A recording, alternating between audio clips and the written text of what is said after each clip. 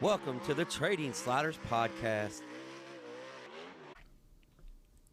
Here we go, episode number 43 of the Trading Sliders Podcast. How's everybody doing out there? I'm Bobby Puckett. Here with me in studio is Kirk the Flash Bennett. What's going on, Flash? Doing good, man. This week's show is going to be a little different than most. I know we cover primarily dirt racing, but Flash and I made a trip back to our old stomping grounds via a rain out. So we're going to get into that. And also, this week's guest is Brandon Taylor, the current announcer / Mike's right-hand man, does everything at the Sportsdrome. With the passing of Don Lester last week, we're going to bring you a special local edition. Yeah. We're still going to cover all of our all the Kings Royal and all that stuff, but this week's guest is Brandon Taylor. So looking forward to that. Got to get into our sponsors each and every week. Diesel Boys LLC. Reach out to Brandon Hooker and the guys at Diesel Boys if you need anything diesel truck related. Automotive deletes. They do injectors, anything diesel truck related. Reach out to Brandon Hooker and Diesel Boys. Slider of the Week, presented by Walt at Speed Decals. If you need any type of vinyl work, signs, yard signs, race car wraps, vinyl truck wraps, anything, reach out to Walt at Speed Decals. His Slider of the Week this week was about 30 sliders. Yeah. So when we get into that. So yeah. Deep dives each and every week being brought to you by Kentucky Clutch and Performance. If you need anything automotive clutch related, reach out to Chris and the guys at Kentucky Clutch and Performance. Crash of the Week could have 3,700 of them if you want to. Oh, yeah. For D.O. Handyman. Crash Fest this week. For D.O. Handyman Remodeling's Crash of the Week. But we took a little bit different stance on Crash of the Week with all the injuries and stuff when we get into that. But D.O. Handyman Remodeling, if you need any type of handyman work done around the house, reach out to David, D.O. Handyman Remodeling, 812-989-5002. And our Racetrack Spotlight being brought to you by JT's Trackside Catering. This week's Racetrack Spotlight will be part of USAC Indiana Sprint Week coming up next week. So when we get into upcoming events, our Racetrack Spotlight will be covered by JT's Trackside Catering. There we go. I think we got them all. So if there's any more sponsors out there that want to sponsor, reach out. Yeah. Because I love doing the reads like that. Yeah. I'm going to start trying to do it like an auctioneer, see how fast I can do it. Yeah. And then maybe we can do it like 3 or 4 times. Yeah. But news of the week, we're going to remember a local short track legend with the passing of Don Lester. We're going to open up with that, but there's still other news that went on, national wise. Dirt racing goes prime time, Flash. Yeah. We were on been a while. national TV. Yep. It's been 20 years. It's been 5 years since they had a sprint race on TV. Okay. Yeah. But 20 years since we've had the Kings Royal live on TV. Yeah. So dirt racing goes prime time. It was a good event. And I'd seen the numbers on that too, and they were really good. So there's a lot of people watched. Midweek races don't disappoint. We had a couple midweek late model races this week that were fire because we need midweek races for guys like us to figure it out. Sprint cars are dangerous. We're gonna get into that topic. And Kyle Larson and David Gravel are throwing haymakers during the race, after the race, and still the next day. Yeah. So we're gonna talk about that. And USAC Indiana Sprint Week is coming up next week, one of the greatest weeks of racing in our area. We're going to get into that. And our weekend race trip where we head to Tennessee, turn around, and then make it all the way back to, the Sportsdrome Speedway. So all that and much, much more coming up on the show this week. We're going to start off with, the sad news of the passing of Don Lester. Local announcer at the Sportsdrome. I think it was like 22 years, wasn't it? I think so. It was a long time. It was a long time. Yeah, it was. When I say welcome, Flash, how are you doing? The nickname Flash came from Don. Yeah, came from Don. Yeah. So many sayings that you hear us say. We go red. Actually, my dumb ass, I put a thing up on my story last night. Said we go red. Yeah. And it's supposed to say we go red again. Yeah. And I think it says we go red.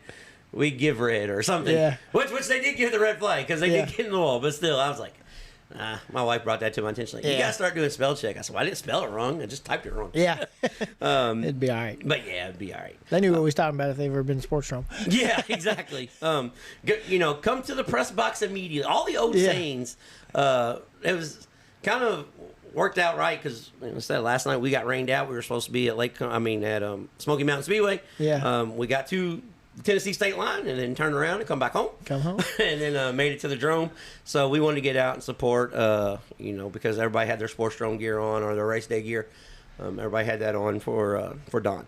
So we wanted to stop in and see. But, when we walk in, you and I, we kind of just reminisce because it's been a while since we've been to the Drome. Yeah. So as we walk past the big white building between turns 1 and 2, first thing Kurt says, because I got there about 20 minutes before Flash. First thing Flash says goes, I guess they don't have a souvenir shop no more. Yeah. I said, Flash, man, that's over on the fancy front straightaway. Hey, and speaking of fancy front straightaway, what kind of improvements? I mean, the Sportsdrome's done a ton of improvements. It is a nice place now. Yeah, it's not the Sportsdrome we once raced at. No. That's for sure. No. Mike's done a great job, and all the guys out there have. New paint. Yeah. I mean, it's cleaned up. But it's still the same Sportsdrome by the time the other night happened. Yeah. It was still the Drome. Yeah, that's all still the same. Yeah, we still went to the Drome. But it was pretty cool. We got to walk around the other side, and where my whole family sat over on the other side on the backstretch. So me and Bobby went over and watched the race from over there, and it was actually pretty cool because my buddy Paul Taylor won the B feature last night. Yeah. And it was pretty cool seeing him win from back there because he used to help us on the car all the time. So shout out to Paul for. There's been many a nights that Paul was on the backstretch over there ready to fight somebody. Oh, yeah. So we got to sit over there and watch him win. Probably because of me. Yeah.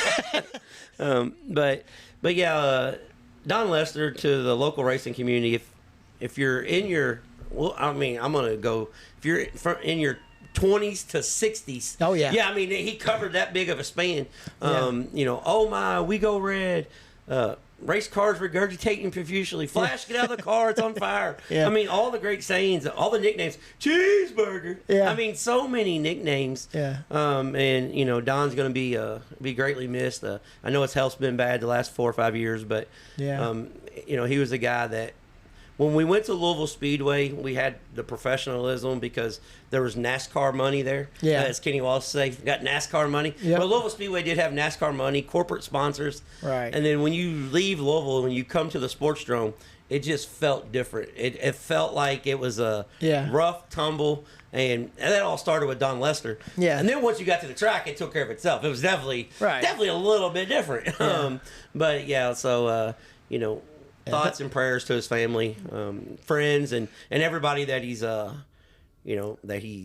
touched in the motorsports world because we've lost 2 really good announcers. Actually, we've lost a bunch of good announcers, but with Kevin O'Neill and Don Lester, those are basically the voice of figure 8 racing for all these years. So that's Don always made it fun because you never knew what he was going to say next. So people went a lot of times just to hear what he was going to say. Well, my favorite one, I can't remember who it was. I know Dale Shelton was involved. Yeah. I know he crashed in the intersection, but I don't know who the other car was. I wish that's where I messed up. I should have asked Greg Gibson last night. I'm sure because Greg would have known. Yeah, I'm sure he would have known. But and they crashed in the intersection, and they're kind of like on top of each other. And he goes, "These 2 race cars just had vehicular intercourse." Yeah. I was like, to me, I thought that was so funny. Yeah. One motor sitting on top of the other motor. So, but yeah, Don Lester. One quick story about Don before we move on.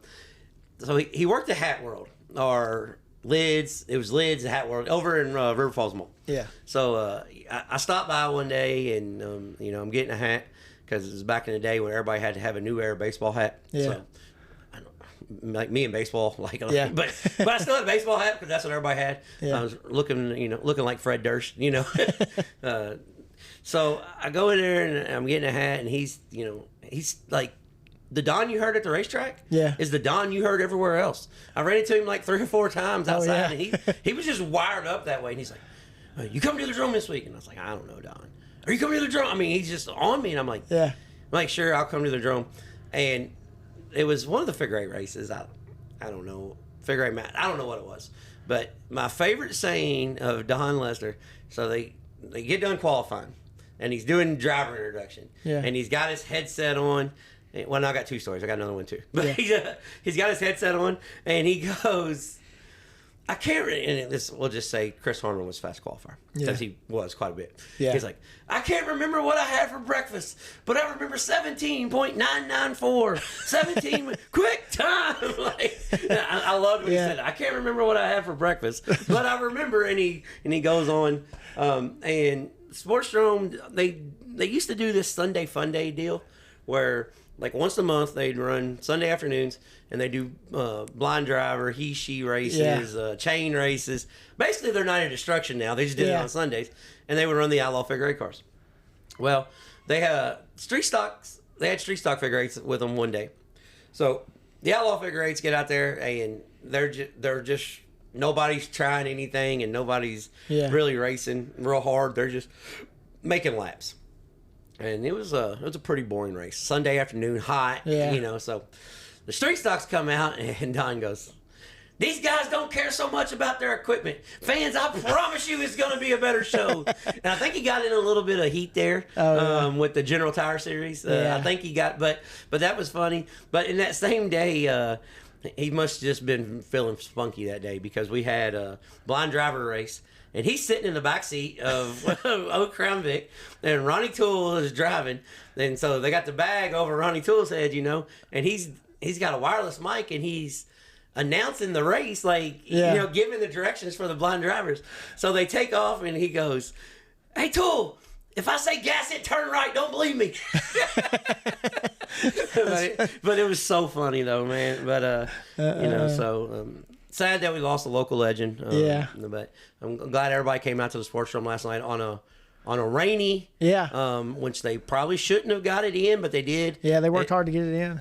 And it was kind of throwback, because Sportsdrome's they're like most racetracks now. We know everybody watches the weather, and if the weather looks shitty, we're just going to cancel. And I guess Sportsdrome decided we're going to have Don Lester's race, and we're going to wait, and we'll race whenever we need to race, because that's what the Sportsdrome always did. So hats off to the Drome for getting that in. Sprint car carnage, Flash. Sprint cars are dangerous. If you didn't know, if you didn't know, sprint cars are really, really dangerous. And I'm going to take a stance on this that, first off, Kel Thomas, Caleb Henry, Tyler Courtney, Aaron Reitzel, Brad Sweet, wishing everybody a speedy recovery. It looks like everybody is going to make a speedy recovery. Well, not speedy. Everybody's going to make a recovery. Tyler Courtney's is going to be a little bit longer recovery, but the safety of the sprint cars nowadays is head and shoulders above where it was 5, 10, 15, especially 20 years ago. But I've seen things online that kind of not really pissed me off, because I never want to see anybody get hurt. Right. But people are saying, what is the deal with this? How come drivers are getting hurt? I think everybody just thinks that racing is not dangerous. Sprint cars are fast. They're loud. They're unpredictable. They're light. They're light. In the air. When they wreck. When we say unidentified flying objects, that came from an announcer one time when a sprint car left the racetrack. So when we go to the racetrack and we tell you guys, got to keep your head on a swivel. You got to pay attention, especially with sprint cars. But guys, it's the nature of the beast. That is what it is. Every one of these guys, and I thought the fans, but evidently I was wrong. Right. They understand that when they strap in. The risk versus reward. They get that. And that's why sprint car racing is thriving. Because the danger factor is there. It's real. Sprint car racing is the most truest form of motorsports there is. It's man versus machine, and the old saying, every time you strap in could be your last time, it holds true no more than any other sport than sprint car racing. That's just, Dave Despain once said on the opening of USAC Thursday Night Thunder, the brave souls that, thrive to survive or something. I don't know exactly how the saying went, but it's true. It's, and it sucks that these guys got hurt. It really does. But sprint car safety has come so far that Tyler Courtney crash and that Kel Thomas crash, 10 years ago, it could have been catastrophic. Where now, is it? They didn't just walk away. They're beat up. They had surgeries, but they're going to survive. Right. So we can't make it completely safe. It's as safe as it's been made. hopefully, I mean, technology will keep getting better. Yeah. But when you get hit top of the cage at 150 mile an hour, Yeah. it doesn't really matter. Yeah. I mean, that's as safe as it's going to get right now. Yep. There's no more safety they can take. So, just sprint car racing is dangerous. It's always been dangerous. It always will be dangerous. You got 1,000 horsepower or 1,200 pound race cars. Yeah. It's when shit happens, it can happen fast. Yeah. So hopefully, I seen 200 posts though, people griping about the racetrack, and I don't see where it was the racetrack's fault. I mean, those guys are just racing. I mean, it's the biggest race, probably the biggest race of the year for them, prestige wise. Yeah. Well, and here's the thing about that too is, was it Wednesday night? The first night when they had all the rain, Wednesday or Thursday? Yeah, I think it was Wednesday. The racetrack had a little character, but after that, it didn't. Yeah. The guys did a great job at the racetrack keeping the tracks, but I mean, guys, listen, when you run that hard on the wall, right, and sliders are part of the racing, that's why dirt racing numbers are astronomical. That's why the stands are full. If you think this type of racing isn't exciting, you've never been. Right. And you've never seen the financial gain of a sprint car race coming to town. Yeah. If the World of Outlaws high limit is within 5 hours of you, go check them out. Yeah. USAC Indiana Sprint Week. I promise you there will not be a seat empty all next week. Oh, no. Because of this. Yeah. I mean, the racing it's the best form of racing there is. Well, they showed the drone views from Eldora and the parking, the campgrounds back there behind there. I think there's probably more people there for that than there was for the World 100 almost. It's crazy how many people was there. Well, they camp for the whole week. They camp for the whole It's not 2 days. Those people go eat at the places around there, and they buy gas in that area. They do all kinds of stuff up there. So it's not like they stay at the racetrack the whole time. So it works out good for everybody. Yeah, sprint car racing it's fun. Yeah, but it is dangerous. Oh yeah. So, I mean, that's just the nature of the beast. I hate that the guys got hurt, but I also understand, and they understand that that's part of it. Yeah. And we hope it doesn't happen. They hope it doesn't happen, but it's part of the sport. So, I mean, we can't if you got a problem with that, you need to you need to watch something else, because I mean it just is what it is. It's I mean there's plenty of and I'm gonna sound like I'm hating right here. There's plenty of late model and modified events out there that you can go watch that there's still a danger factor. Yeah. But it's not nowhere near like a sprint car danger factor. So if you like, I'd say the only thing even closer to the Indy cars. Yeah. Because pretty much every time an Indy car wrecks, somebody gets hurt. Yeah, that's and it's mostly sprint cars are designed for they were originally designed for the next step to IndyCar. Right. Yeah. And Champ Car. Yep. And shout out to Briggs Danner real quick. Yeah, that's what I was gonna say. Former guest Briggs Danner took the win at Hutchinson, Kansas on the big. I think it's a 5/8 mile. Yeah. It's a big track. Yeah, it's a big track. Big track, big car, big win for Briggs Danner. Yeah, USAC. That was the Silver Crown cars. Yeah. Yeah. And let's do our trip first before we talk about the high limit and the crash of the week, and then get into the resorts. So our trip, Flash and I left at like 7 in the morning. Well, Flash left his house like 6:30 to meet me here. Yeah.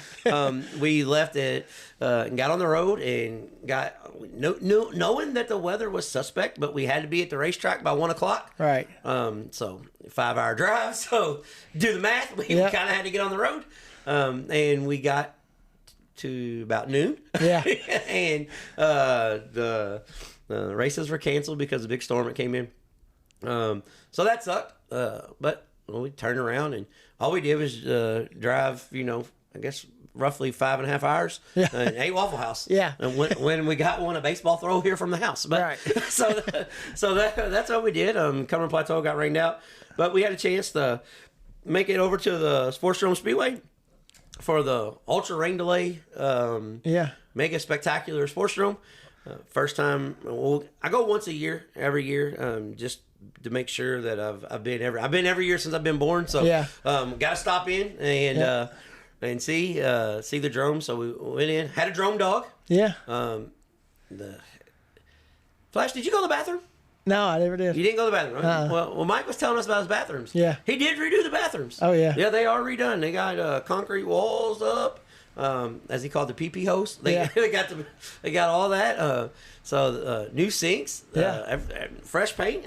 Sportsdrome was looking spiffy. Yeah. It was looking good last night. I think they had 60-something forwards. Yeah.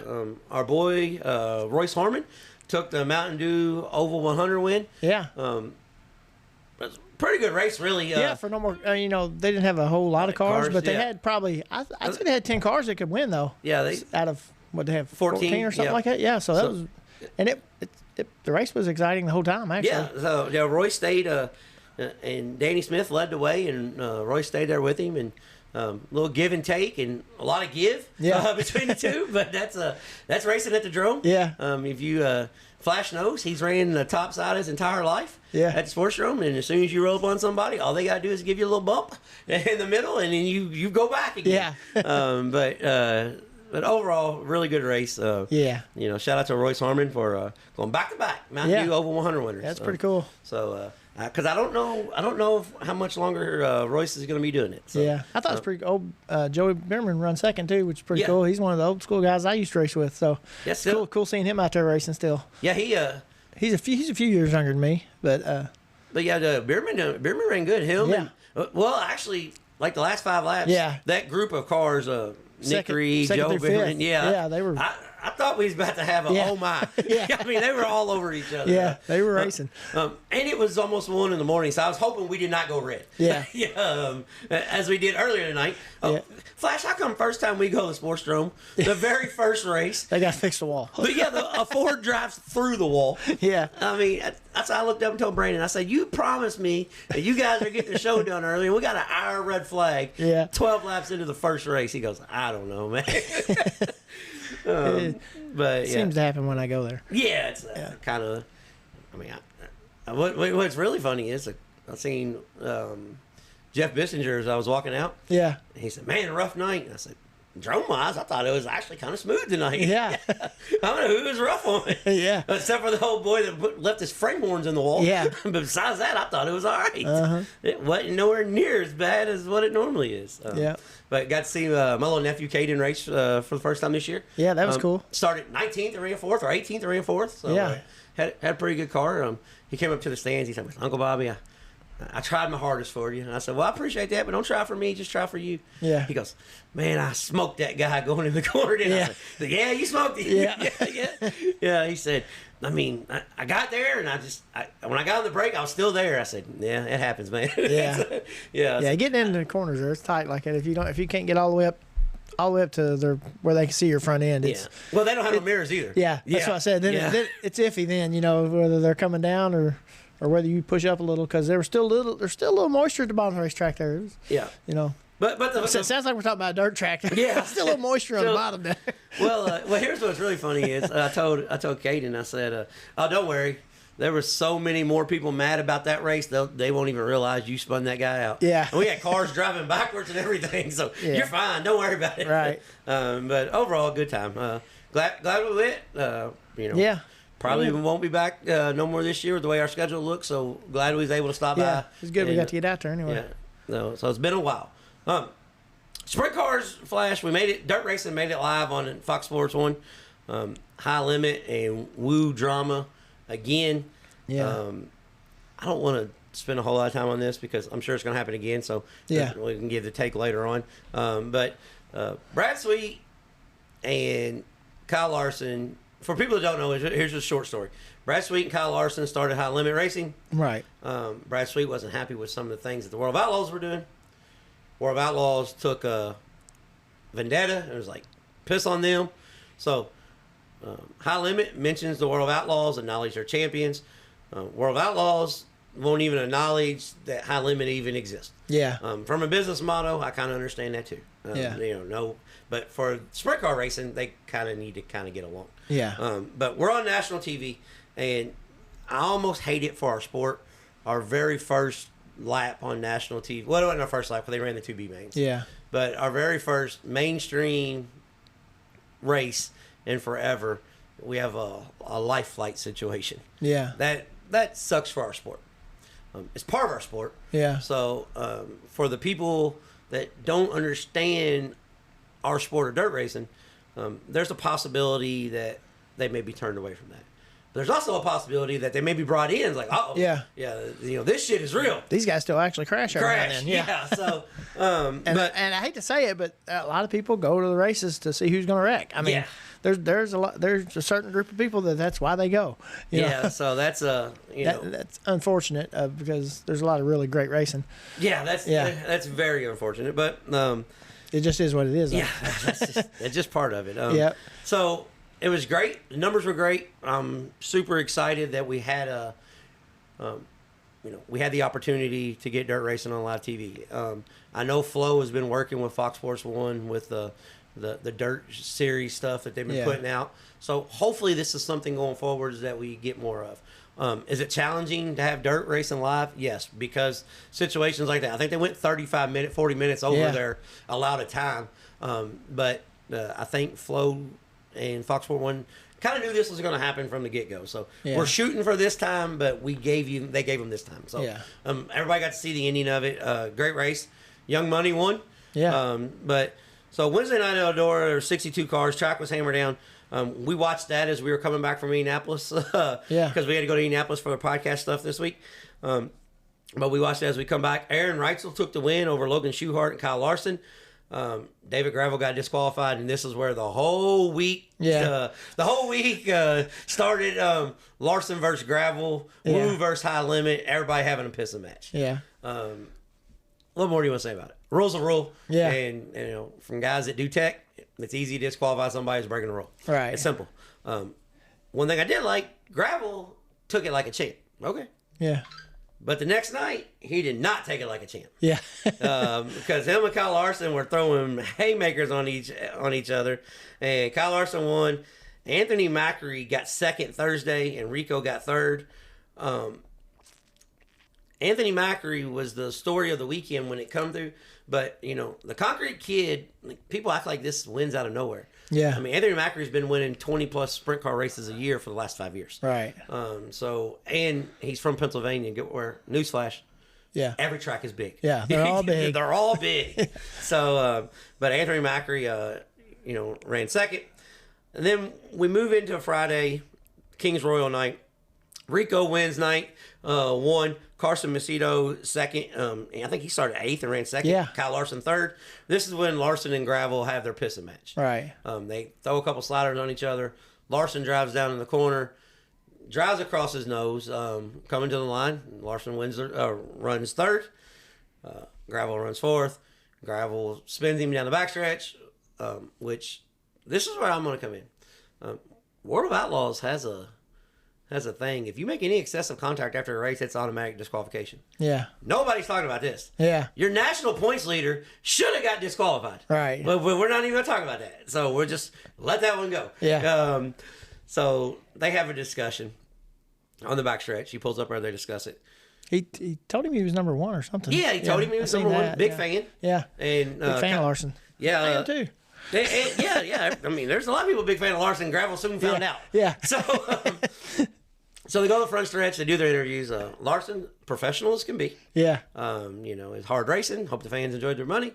Then they got to go to the World of Outlaw trailer. Did you see the clip where they're walking to the World of Outlaw trailer? No. So they got like this, and neither one of them are really big guys. Yeah. They got some dude about 6'4". Yeah. I guess he's the World of Outlaw enforcer. Yeah. So he's walking the driver. So they got one on each side, and they walk up in the trailer. Well, some fans got the phone. He goes, "Kick his ass, Gravel!"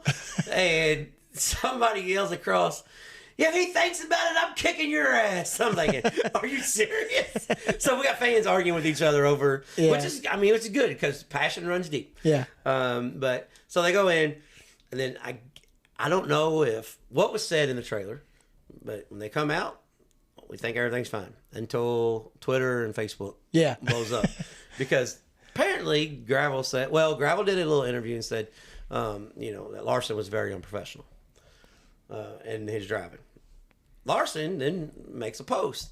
We're sitting on the backstretch ironing out next year's high limit contract. Yeah. And then, oh boy, did the shit go from there. Guys went back and forth. We need, not drama, but we need a bad guy in sprint car racing because, quite frankly, everybody they get out and, thank their sponsors and go on. Yeah. So I think Gravel's been winning so much that people are starting to kind of not like him anyways. Yeah. And he didn't do himself any favors. He needed security to leave the racetrack because some of Kyle Larson's fans were going to put knots on his head. Yeah. But all is well. So we get to Saturday night's King Royal and the Concrete King now. It ain't the Concrete Kid no more. The Concrete King. Anthony Macri won over Rico and Kyle Larson. One thing I'm going to say about all this. Anthony Macri last year ran with High Limit. This year he went back to pick and choose, and because he's in Central Pennsylvania and they race for big money in Central Pennsylvania. Yeah. And his dad, he's got a concrete and 4-wheeler business, so there's plenty of work to be done. So, but I know it's only one weekend, and I know that Sprint Car Unlimited does sprint car ratings and stuff, but for this weekend, High Limit was better than World of Outlaws. Oh, yeah. They won 3 out of the 4. Yep. Which was technically kind of 4 out of the 4 because the guy that won the King's Royal was a High Limit guy last year. Yeah. So that was Yeah. That's how the King's Royal went. So it was good for sprint car racing. Those guys need a break. Yeah. Because they're aggravated, they're tired, and so they need a break. Yep. So now we're going to get into this week's Dio Handyman Remodeling Crash of the Week. The crash of the week is not going to actually be the crash. It's going to be the aftermath crash. Yeah. But the Mars Late Model Series, Bob Gardner and Bob Gardner and Aaron Klein.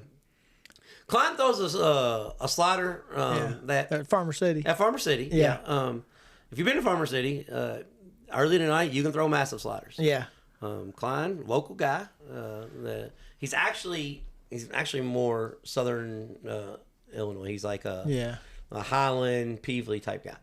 But he throws the slider, drives it in deep, and sells it cheap, as our old buddy says in the IMCA world. He drove it in deep and he sold it cheap. Put Bob Gardner in the wall. Kind of. Yeah. Bob Gardner's been racing long enough. You know, if a slider's coming, you hit the brake and turn down underneath him. That's option 1 or option 2. You gas it up on the outside and you just hammer on it. Yeah. Okay. Well, he chose option 2. Option 2 got him stuck in the wall. Yeah. That's and I've seen racers taking both sides of this. Yeah. I've seen Shelby Miles got in like a 45-minute Facebook argument with a guy over this. Oh yeah. Because Shelby Miles said he's buying a Bob Gardner shirt because that's what you do when people tear your shit up. I get that point. Yeah. But I also know that you can't go down the track backwards and try to hit a guy. Yeah.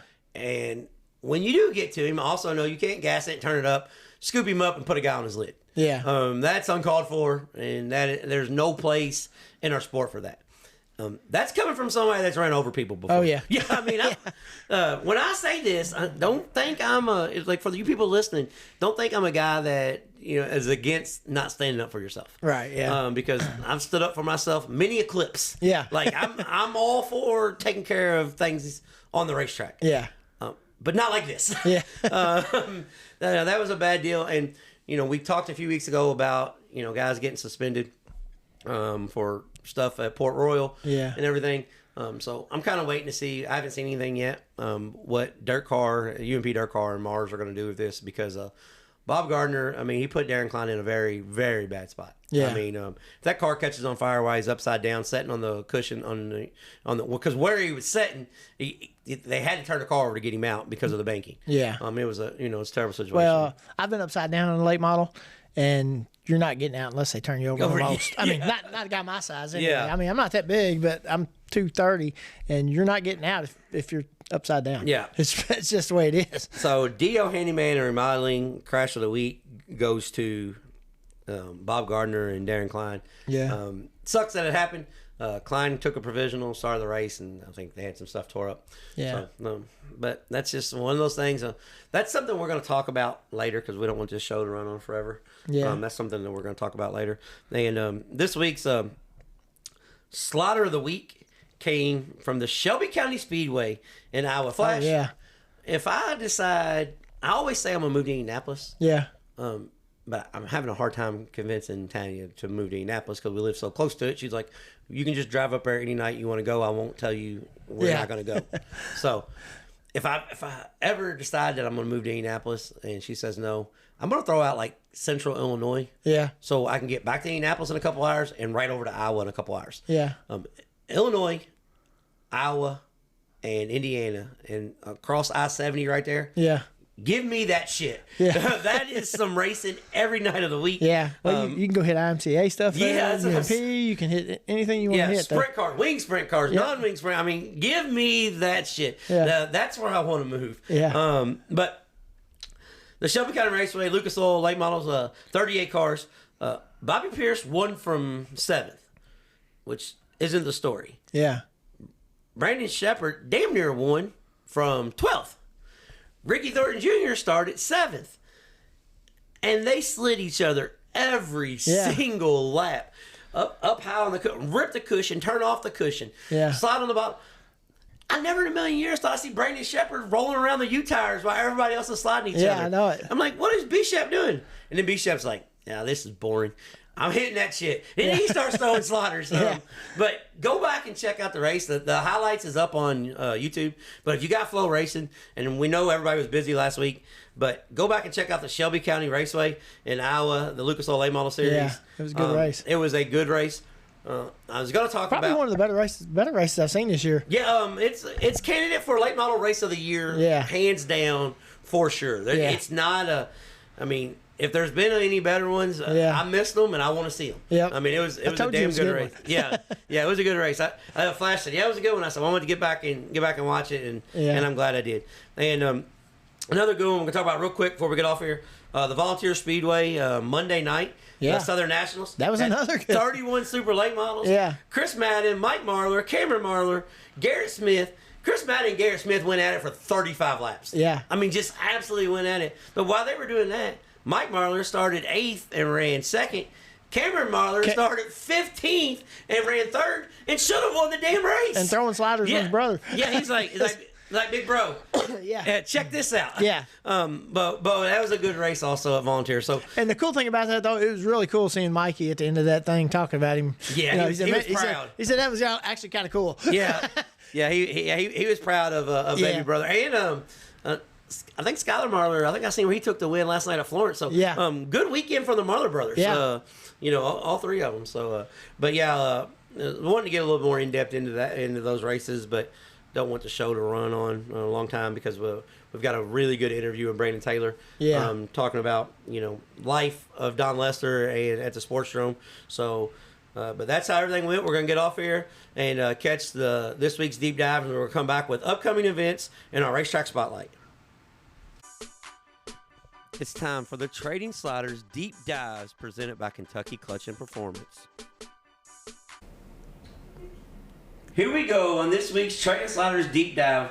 We have the man that does just about everything but a whole lot of nothing at the Sportsdrome Speedway, Brandon Taylor. Thanks for coming on, Brandon. Hey, thanks to have you. I always tell people, they say, what do you do? I said, I do everything but clean the bathrooms. I don't do the bathrooms. I leave that to Mike. Yeah. Well, I tell you one thing you don't do. You don't count the cups. No, Mike is a cup counting machine. He will know if you got a free Mountain Dew out there. Yeah. He might get mad at me telling you this, but Tyler does it now, and he has the Apple, and it's all digitalized. He gets a little. He don't like that technology. Yeah. His daughter also tell you how much ice you're getting. Yeah. She cut me off one night. I was like, it's not a bar. I was like, I need some more ice. Yeah. But we appreciate you coming on, especially on short notice. We as everybody knows in our area, we've lost a legend, so to speak, because he gave all of us nicknames. You're announcing because of his flavor, so we wanted to do something special in honor Mr. Don Lester. And a little inside baseball. Flash and I were traveling up to Indianapolis last night, and I messaged Brandon and said, hey, if you can't do it this week, I understand. And he's like, nope, we'll make it happen. So we appreciate you coming on short notice. But got bad news for you. We kind of do this shit on the fly every week anyway, so it's just kind of how it works. Yeah. But we appreciate you coming on. First things first, what have you not done at the Sportsdrome? Because you've been there basically your whole life. I don't think I've sold tickets out front. I guess I have checked people in for the VIP and stuff because we now do the digital stuff on your phone, the QR codes and stuff. We scan that stuff in, but I don't think I've sold tickets. I've sold, but besides that, like I said, I haven't done the bathrooms. Mike might make me do that now after he hears this. He's like, I'm going to check. I want him to check everything. Yeah, we're going to check everything. We want him to be able to take over if he has to. Yeah. Because just off the top of my head, he's been on track personnel, pit steward, current announcer.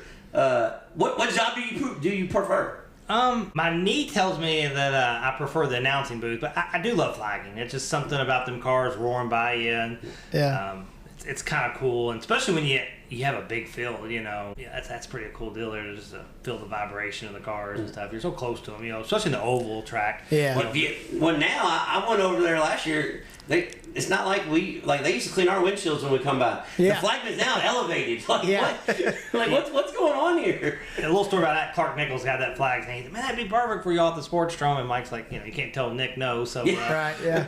So the flag stand went in. So Yeah, that's the first thing I noticed when I walked in. I was like, "What is this?" I said, Mike's not spending no money. Right. It has to be an insurance thing. That's the first thing that came to my mind was like, the insurance came in and said, "Hey, we got to raise you guys up a little bit." And a lot of people don't realize how dangerous a job being a flagman is, whether it's on dirt or asphalt. Because I seen the flagman get taken out of the flag stand at Sportsdrome by Frank Kimmel, as a matter of fact.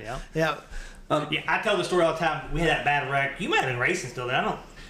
Man-toothed and then wrecked back there on the backstretch and landed on some people back there. Yeah, landed on the record driver. Yeah. Oh, yeah. And we I think we had a radio show, and Mike's like, because we delayed for like an hour, and then we got back racing, and then Mike on the radio show that Monday goes, "Yeah, that's the worst wreck we've had since the flagman got hit." I said, "The flagman got hit?" Yeah. I said, "We need to talk about this." Yeah, he's a flagman. Hold on a second. Yeah, they're not going to tell you that when you take a job. Yeah. This is the safest job at the track, Brandon. Don't worry about it. Yeah. We lost Don this week, and I've sent you this message before because I didn't really know you was announcing because we're on the road all the time, and I knew you was still at the Sportsdrome, and I heard you announce, and I was like, man, he's got a lot of Don in him, a lot of "oh my's," a lot of "we go Reds," all the catchphrases. Was that by habit or just because? I think a lot of it is probably just habit of listening to Don all them years. And like I haven't really given the nicknames to a lot of people. I think the only really nickname I feel like I've given is to Jacob Robinson. I call him Jacob Hot Shoes Robinson because he jumps out of the car and he jumps into the next car and then he goes back to the next car and he never sits down. I think we ran the triple 25s and he ran 6 straight races in a row or something, and they were like, whoever did the schedule, which is me, didn't do him any favors. So I was like, Well, you don't think about a guy running 4 divisions. Yeah. I mean, it's just part of it. Yeah. So, but no, Don's great. I mean, like I said, I just, he got sick there towards the end a little bit of his career there announcing. That's when Frank Scott kind of took over. But, just like I said, it's just his passion. You heard it in his voice, and I get this sometimes. People are like, you scream too much. I'm like, I get excited, and when I get excited, I don't know that I'm screaming. I'm into it sometimes. I'm geeked. I'm ready to go. I mean, I'm getting the microphone too close to my mouth, and and just the excitement that roars. When you see some great racing like we've had this year. So. So I mean, like I said, I think I used the side-by-side down the backstretch. One of the fans told me that's your motto. That's what you say, side-by-side down the backstretch. So I guess that's my line that I've kind of adopted here. So yeah. Well, one thing that's cool about it though is like Kurt the Flash Bennett. I didn't give him the nickname. That came from Don. Yeah. You get out of the car, Flash. But there's so many nicknames, and forever. It was Sportsdrome versus Louisville. It's just the way it happened. And Louisville, when you went to Louisville Speedway, you had everybody was under the NASCAR umbrella, so everybody wanted to be just perfect NASCAR, thank your sponsors. And then you get to the Drome, and then Don's just like, oh my, this car's regurgitating profusely. I mean, so many. Like, Don, I think he made the Sportsdrome for all those years. Because for people that came from the other side of the bridge, they're just like, what the hell is going on here? And one nickname, Booger. The first time I remember when I heard him say, Booger, I'm like, what? Like, if I was, I'm cool with any nickname. But I don't know if I'm cool with Booger. But, that was one thing that, so over the years, you just kind of morphed into it because that's kind of how it all worked, huh? Yeah, just like I said, I flagged. Then I moved to the pit steward, and I had the accident in 2019, which I think a lot of people know about. Had a knee replacement and stuff like that. So it just kind of rotated into, and then we had Will Greenwell take over the announcing. Him and Mike Benson.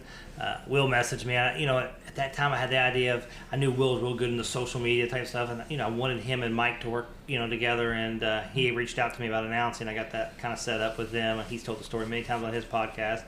But then when Will left, it just kind of fell in my place. Like, we needed an announcer, and here you go. Yeah, I haven't done that job yet, so sign me up. Yeah, I can do that. So, yeah. So, you all know my family's been in racing all my life. I mean, I tell a story that I was talking to Leonard Basham the other day, and I was like, I was 2 or 3 years old, and I had a set of, my mom made me a set of flags. And we're sitting down there, we're flagging, me and another guy, and here comes the security. We grab our flags, and we sit in that front row seat like, we're not doing nothing. And they lead back, we jump back up there and start flagging again. So I've been going to the Sportsdrome since 1980. I mean, been to Louisville. I love Louisville. We go Friday night to figure eights. I mean, back in the day, it was great, man. We'd go Friday to Louisville, Saturday to Sportsdrome, Sunday to Charlestown, and man, unfortunately, I had to go back to work on Monday. But that's what I grew up with. You're talking about my lifestyle now. Yeah. Every weekend, that was. I from back in the day where we went to Friday night to Charlestown, and then went Saturday night there, and then Sunday to Whitesville. Yeah. Flash went to Whitesville before they had a figure eight track. A little older than you. So, you mentioned your accident, and one thing that we cover a lot here is racetrack safety, because we work with a series now, and we're on the road, and when you get out on the road, sometimes you just think, everything's your home track always sucks until you go somewhere else, and then you realize, it's not really not that bad at home, or this or that. With your accident that you had, for people that don't know, he was out on the racetrack. 2 cars came up, and he was working the lineup and got hit by a car. One of the craziest, unexpected things that happened at the racetrack. But what a lot of people don't realize is how much that changes your life. Talk about that a little bit, because it wasn't like, okay, we got hit and he's gonna be back next week. I mean, it's still an ongoing issue. Yeah, I've had 7 surgeries from that day. Couple of things here. My wife was 9 months pregnant at the time, so it happened June 1st, 2019. My daughter was born June 14th, 2019. So it was kind of bad timing, and I'll never forget. I'm laying out there on the track, and they're like, "Do you want us to call anybody?" I'm like, "No." And then they're putting me in the ambulance, and I'm like, "Crap, we better call my wife, because she sees us on social media. She's gonna kick my butt, for not telling her." So we call her. But I was out there lining cars up, and like I said, the accident happened, and I'll go to my death knowing it was an accident. Some people say, "Oh, he did it on purpose." No, he didn't. I don't believe that. And it's Corey Harmon. I'll just say Corey Harmon hit me, and I never forget Corey calling me probably Tuesday after the accident, maybe Wednesday, and I just said, "Corey, look, we all make mistakes. Yeah. My grandma always told me you're judged on how you correct your mistakes. So I'm like, Corey, learn from it. Just is it worth it? The fighting and stuff." And he's very apologetic, and still today, I like I said, I have no hard feelings towards him. And but then the next week, he's driving through the grass after Mike Bailey, and I called him. I'm like, "Corey, we just had this conversation. We kind of talked about this." So, but you all know racers are a little hot-headed. But so I would never guess that. Yeah. I had this X fixator put on for like 3 weeks, with basically rods going through my skin, held everything in place. And 3 weeks later, I had surgery. They put 4-plate 16 screws in me. Just kept having pain, and ended up they taking the plates out and scoped me, found out MCL and PCL was torn, and they fixed that. And in between that, then I had they decided I'm going to need a knee replacement, so I had to wait to get in, and then I slid and fell at my other house and tore my other knee up. So then I had no good legs, so had to postpone that a little bit. But we had like I said, it's been 7 surgeries, and but I'm going to say I'm at 90%. I don't know if I'll ever be 100%, but well, as you get older, you never be 100%. Yeah, and you're never what you was last month. It doesn't matter. Right. Yeah. So, well, we're glad you're doing well. Because that was I was there that night. A few times I don't get to go to the Drome that much anymore, but that was one of the nights I was there, and I'll remember that day. Just because the angle I was at. Honestly, I thought where I was standing, I was like, I thought you bent down to check to see if the car was leaking or something. You know what I'm saying? And then the ambulances go out. I'm thinking, what the hell's going on? Yeah. They're like, Brandon just got ran over. I'm like, no, he didn't. He was just standing right there. I seen him bend down. Just from the angle that I seen. I tell people all the time, I knew it was going to happen, and I thought, should I jump? And I just hesitated. Yeah. And when it hit, and my foot got cut underneath his tire. So if you watch the video, he's got to back up to get off my foot. But I also remember when I'm falling back, I'm like, Brandon, don't let your head bust off the racetrack. So you can see me throw my hands back. Amazing that you can still think that some of that stuff when that happened. I'm like, I don't want to hit my head on this track, and Yeah. That's kind of like when we're in race car wrecks. Yeah. I've had a couple of them that I can replay you Thunder Valley Raceway, slow motion, going end over end, charged of stands, and people scattering like ants. It happened. I mean, you look at the wreck, it happened in 15 seconds, but it seemed like it happened in 3 years. Yeah. Like the whole time I was like, oh my God, I'm gonna hit these people. I'm gonna hit these people, and then I'm upside down against a tree, and I'm like, well, if I'm in the tree, it means I either went through the people or I missed them. Yeah. One or the other. So, right. It's the same way, that stuff happens. Yeah. All negatives comes positives. But Sportsdrome's always kind of been, well, we won't say lax, but everybody's just kind of been a little passive on everything. And then after the accident, I see where, Mike's got everybody in certain spots. Everybody's standing. Everybody's got a job. It's not like when the crash happens, everybody just walks. For years, it's just, all right, everybody jump in the truck. We'll go see what happens. So, positive come out of it, but it sucks on your behalf. Yeah, and I tell people all the time, I was on that racetrack with cars 1,000 times. Not one time did I ever feel like, one of these cars is going to hit me one day. Yeah. But you're right.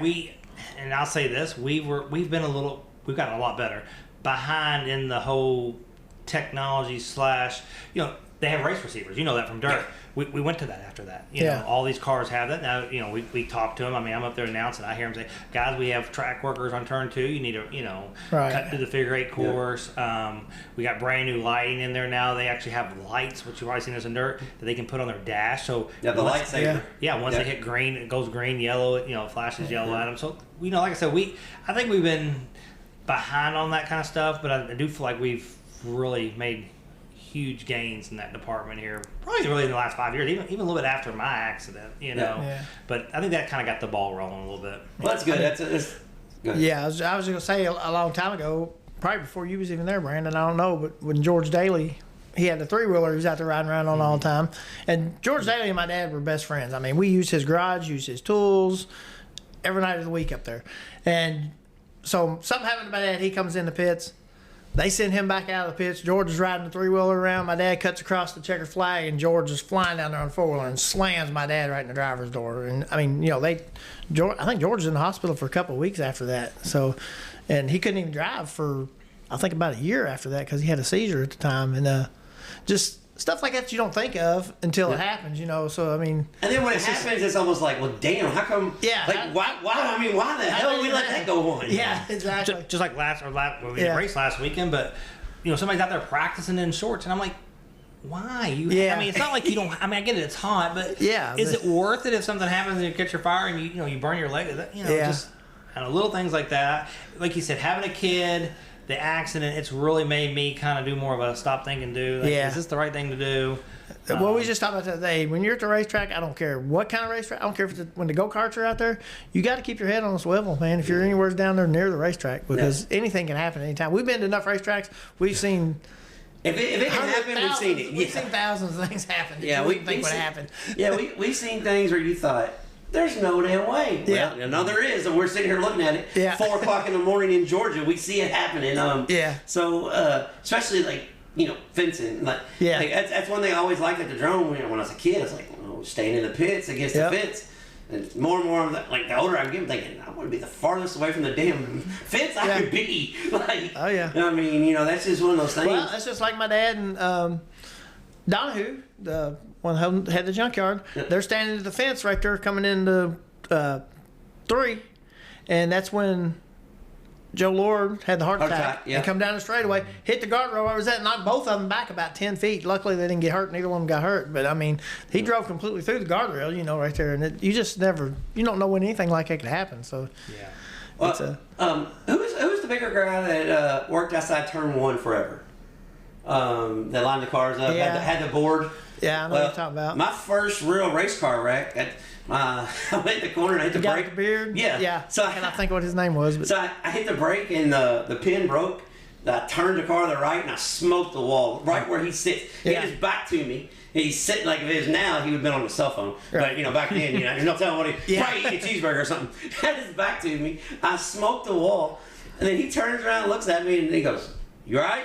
And I'm like, "Damn, are you okay?" Like my bumper's up by his head. It's just just crazy how many accidents happen that you don't even think of. Like when you go to the racetrack, you're like, we're gonna have a good night tonight, or, we're gonna hang out with our friends and family, and then oh shit, like life changing things happen.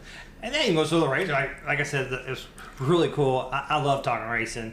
And Leonard Basher, he lives in my subdivision, and he stopped by the other night. It was on his birthday. He turned 69 yeyears old. And we just he was just telling he spent 3.5 weeks of his life in the hospital from the bad wreck over at Louisville.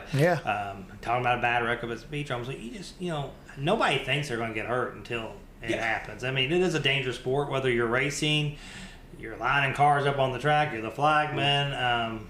It's like I said, you have to have your head swiveling the whole time because you never know what's going to happen. Never. I mean, that's what's really crazy is it's just, you just never really know. And like your situation, you had a kid on the way, like next week. I mean, so your kid's holding you instead of you're holding it. And the positive thing was, again, you always try to find the positive.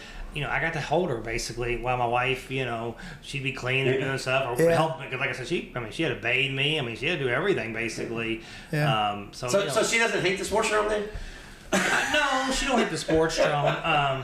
She's so funny because she works the bus nights. She comes out and helps us with the bus nights and stuff. But she comes 3 or 4 times a year. But she's not a regular like I am. Okay, well I figured with all that, she's like, hold on a second, we're not doing this no more. She's very opinionated sometimes, and I think her and Corey maybe had a few words, but I think I finally got that squashed a little bit. I think she realized, I get it. She thought, the bad part was she read stuff about being on purpose, which I had to explain to her and teach her. Because like I said, she's really never. We actually dated in high school and broke up my senior year, and she used to go to races with me. Watched you, Terry Gloff back, some of the other people that I can remember back in the street stock days, and.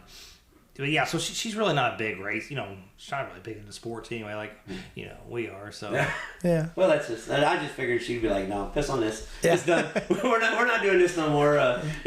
We got. Speaking of major problems, we got sprint cars on the catch fence at our door. Oh yeah. Imagine we kind of do that a little bit too. Yeah. You can't have a TV on while we're doing this. It's kind of. But that's how this all started. So that's kind of where our most unprofessional professionalism comes in. Going forwards, I know you guys are at the Sportsdrome. You've got a lot of big events coming up, a lot of big things coming up. And we talked to Mike about this a little bit, but we're primarily a dirt podcast, but we still we grew up there, we raced there, so we still if it needs to be talked about, we talk about it. When you guys are putting a schedule out, is that just okay, Mike's doing it, or do you guys all converse, or if there's a rule change, because I know it's kind of a committee. How do you guys go about your day-to-day operations, or you just show up and do what you're told and let it be? No, you were talking about my job. I tell people I'm Mike Gibson's assistant. So that's really what I do. But no, I tell people usually the last race we take about 2 weeks off. We usually don't call it because me and Mike probably talk 5 to 7 times a week, almost every day sometimes. So we usually take a couple weeks off as soon as the season, and then we get rolling right back. And we print Salem schedule. It's so hard to schedule around everybody, but we try to do that the best we can. We used to do that a lot with the Speedrome, but now we don't really have a whole lot of guys like back in the day. Chris, Hardy, and all them race both. So you try not to run a big race on their big race if they're just a regular show event, something like that. So we tackle the schedule usually. We usually have the schedule done about November. And then everyone's like, why don't you post in November? Because we have to tweak it a little bit because now, crap, somebody's running a big race. Yeah, they just added this event, and that's the same night we had School Bus Figure 8, so we got to move it. To our school, we pick our school bus dates. They're basically the same dates every year. If you really look at the schedule's pretty close to the same every year. Every once in a while we'll move things around, but we always run the first bus race the Saturday after Memorial Day, and then usually the second bus race is usually the last or the second to last Saturday in September.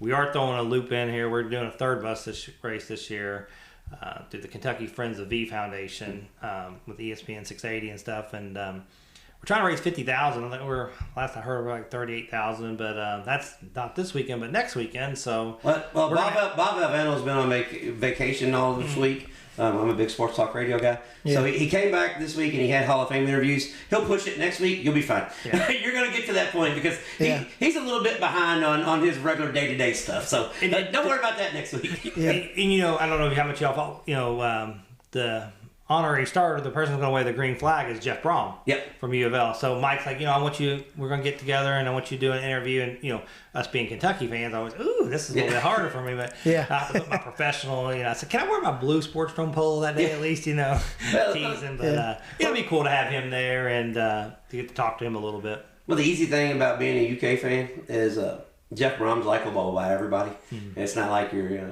got to do Rick Pitino or something. Yeah. Brome's a likable guy. He's a guy that's he's more Sportsdrome than he is Louisville Speedway. Let's just put it that way. Yeah. he's a South End to the core. Yeah, they were teasing. Maybe they'll bring Vince Merrill and Mike's like, ooh, I don't know if we have enough food in the VIP. Yeah. Vince is a little bit of a bigger guy. So, but we're super excited about that. I mean, talking about announcing when. It's probably the same way with you all racing. When you race in front of a huge crowd, I think you feel it. I mean, and when I'm announcing and it makes the hair on my arm stand up to sit there. I mean, we had 42:54 at the last bus race, which was a record. Yeah. That don't even count the 350 that were in the VIP and the other 400 or 500 in the pits. So when you're announcing in front of 5,000 people there, it's cool. Yeah. Well, that's kind of like me when I started announcing. I was like, I'm just concentrating on the race. And then, like, my second race, I'm on flow. I'm like, whoa, hold on a second. I don't know if I'm ready for this yet. This ain't really what I'm ready for. Yeah. So I was like, I was telling somebody the other day, because, I flagged the 40th annual 3-hour. I don't know if y'all know that or not. No, I know that because you came to me and talked to me afterwards. Okay. We're not going to talk about that, but... I think that might be one of those races that Chris maybe should have won. Yeah, that's what I was getting at. But it kind of... When you have that crowd there, I'm a figure eight guy anyway, so it was, even though the experience wasn't what I wanted in the 3-hour, still to throw those double green flags at the start and them fireworks shooting off. I mean, it was pretty cool that too. So. Well, since you said 3-hour, and I get a bunch of shit for this. When I had Artie on, I mentioned it, and I probably got 30 messages. People tell me I'm haters, and because I'm I grew up a figure eight guy, race figure eight, won figure eight races, but you just said you didn't have your best experience there. In my eyes, the World Championship figure eight race is a great event, but it's not what everybody makes it off to be. Like, the fans and the drivers want it to be the World 100. They want it to be the King's Royal. They want it so bad, but in the grand scheme of things, of everything that's just that weekend alone, it's probably the 4th short track grassroots event, of that weekend. So, that's one thing that every time I have somebody on figure eight wise and we talk about it, like, I love the event. Don't get me wrong, I'm not like shitting on the event. Just where it stands in the rest of the short track realm, it's not what everybody thinks it is. I totally agree. When you analyze it from a racing standpoint, it's, especially in the last few years, it's maybe not, the competition's maybe more equal, but when you're only having 38 cars compared to 60 and 70, it's the race is missing something. Yeah. But again, the thing too, when you rank it as the party, that's a little bit different. When and to be honest with you, last year, me and my wife showed up at the Speedrome at like 6:45, and that's probably the latest I've ever been to the 3-hour. I mean, usually we're there at 11. Most of the time I'm up there Friday, sometimes not Thursday. And I just don't. That doesn't do that for me. And again, I love those type cars. I mean, if we could, if they could promote themselves a little bit more.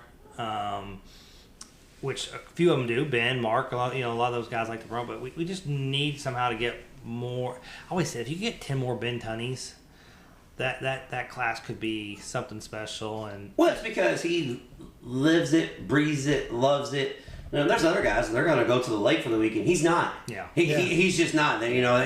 But the one thing about the car, I mean, they were missing 2 or 3 races, and he was the one on there griping because they cut 2 races out of the year. You know what I'm saying? He's like, well, what am I going to do that weekend? Yeah. Well, here's the thing about the World Figure 8 and to help people get involved. The problem is that I see from somebody that travels the country that, all cars are universal. You can go anywhere in the country and race. It's a pocket of cars that nobody else can build. Nobody else can get. You're right there. You've got the core, Louisville to Indianapolis to Anderson, and we'll sprinkle in a couple Michigan guys because they bought cars, but their figure 8 cars are closer to the modified figure 8s at the Sportsdrome. So, but we've got high dollar race cars, and the cars have the look. So let's get them on a cheaper, let's run a spool. Get away from a $4,000 locker. Let's get them on $150 shocks. And because the race car is the show. The race car is the appeal. It doesn't matter if you run 17 O's or 17 30s. But if you could knock $10,000 off the cost, then you have the event. That's what that event was made of. It was a bunch of guys that, collaborated together and said, look, we're racing, for the sake of racing. Now it's not that because everybody's got to get the car from the same person. It's almost like a glorified IROC event now. Yeah, I see what you're saying there. And again, the biggest, and that's really why the Fords I think have been successful. Is it's just so expensive, and these. I mean, I hate to think what Mark Tunney and Ben Tunney and Jeff Shackelford, what they spend on just to race a car like that all year. Not even counting what I mean. I think Corey's selling his now for $30,000 rolling. I mean, not a lot of people have $30,000 just laying around. They want to go buy them and to run figure 8 with. Yeah. I mean that's for one wreck. You can junk everything. And here's another thing about figure 8 racing that gets a bad rap. I mean, it's doing better now. But you still have situations where you go down Florida, you got 3 racetracks and they're racing against each other. Mm-hmm. You guys do a good job here, working with the Speedrome, but hell, the way both of you guys are, you really don't have a choice. You got to kind of work together. You got to get there. I mean, I know for years, Anderson would run figure 8 events the same night as Speedrome. Yeah. So figure 8, it's just always kind of been like, this is our deal. We don't care what they're doing up there. We're doing it here. And after a while, we don't have no more kids coming in, and it just dies out. That's what I was going to say. But back in the day, you had 40 cars every night at the Speedrome, and you had 35 every night at the Drome. They run an A and B feature for the modified. Back then, which they was all modifieds back then. They was all the same cars pretty much, but you just had that many more people racing. Yeah, like you said, I mean, a lot of people's kids didn't take the same, like with Chris. I mean, Ben's loving it in the dirt world. And I watched him 4 or 5 times. I've seen you at the places where I went with, and Artie's son's running, street stock at Salem. I mean, Greenwell's son's the only one I can really think of right now off the top of my head that's went the whole figure 8 route. But I mean that's why another thing is you just don't have a beginner's class. We used to have the front wheel drives, and that was good. The Fords are kind of taking that spot, but have you, let me ask you this: have you come around to the Fords yet? Because I know when we interviewed Cricky, he said first you wasn't a big fan of them, and he said that you had a legitimate excuse of why you wasn't a big fan of them. Have you come around to them now that you're involved and see the competition level? Well, I will explain it a little bit. I never was not against the Fords. I just knew, and my theory has been proven now. Salem's ran a standalone big Ford race. You're not getting the people in the stands. And I just knew that, yes, the Fords, we have a lot of cars, but when you just run a standalone event, you still have to have people come through the gate. And I was also, that wasn't even the part that I was afraid of. And it did happen a little bit at the beginning. Like Nick Cooper had a modified figure 8. Yeah. He sold that to run a Ford. I just didn't want the guys that were, I tell, it was Mike Bailey, Marcus Elliott, Jamie Bierman, David Ross, and there was one more person that was in the top 5 of the points 2 years ago in the Ford Oval, and I said, those are all 5 sportsman cars. Or, that's the division they need to be in. Right. Because, it's just like me and Mike talked about, we put the schedule out tonight, and I got to get back to running some more heat races because you got to create more winners when you just run these features only, I'm only getting 9 winners. Now I'm running heat races, I'm going to have 23, 24 winners, maybe that night. And well, here's another thing too about heat races. I think Flash go ahead. Yeah, we're gonna say the same thing. I can speak on the sportsman class a little bit though, because I mean it's the same thing. They're the exact same cars I was running 15 years ago. Yeah. They need to change that wheelbase rule. Yeah. And get where other guys can come race. I mean, there's other cars out there that could come race, and they can't do it because of the wheelbase rule, which is it's open now. It's basically open. I understand why he used to do it. Okay, Yeah. You had cars that only place they could race was the Drome. That's where they was going, but everybody doesn't race like that anymore. I mean, it's just a fact. Yeah, you're right. And we do. I mean, just like I've had people we do allow the 108, cars to come and run. Yeah. The weird part is you would. Like Chuck Barnes come 3 or 4 years, maybe 5, probably before I got hit. He came around the Mountain Dew racing. And, they got the best of the best in that street stock, that 44. And he was 12th or 13th in qualifying. And, I tell the story about Frankie. He brings his street stock there. This is probably 10 or 15. You probably still maybe racing the Kirk. He's like, I'm out there racing, and I'm beating and banging. And he goes, I'm running 17th. He goes, these are the people I usually make fun of in the stand. They pull, I don't know why those cars are not better. It has to be all the body, I guess. Well, it's the right rear quarter and the automatic transmission. Yeah. The automatic transmission works as a traction control, basically. Yeah. And you can flat foot the car where the other cars got to wait on them. Yeah. That's, guys that's run both sides of it, that's what it is. I was the very first person to put the new body style on. Yes, and I made a wedge nose just like the old late models that I got to run one night because it made me take it off. Yeah. But it made a tremendous amount of difference in my car, and I never thought it would on a quarter-mile racetrack. Yeah, it was crazy how much it stuck the front end so bad it was loose. I mean, that's how much it changed my car. Only track that I ever been to that I felt like the cars were kind of equal was Whitesville. They ran a race down there one time. I think Hudson and I forgot who the others, maybe Barnes, and then Marcus and Royce. Maybe the sportsman cars were maybe a little bit faster the first 5 or 6 laps, and then Chuck then would catch them and run back. But which they have been doing a few races now where those guys can kind of intermingle, mix in, and it kind of works out good because I know Royce has been running good at a lot of them. Yeah. Well, the main thing is with the bodies, it's a huge, like people say, what's quarter mile track? It don't matter. Well.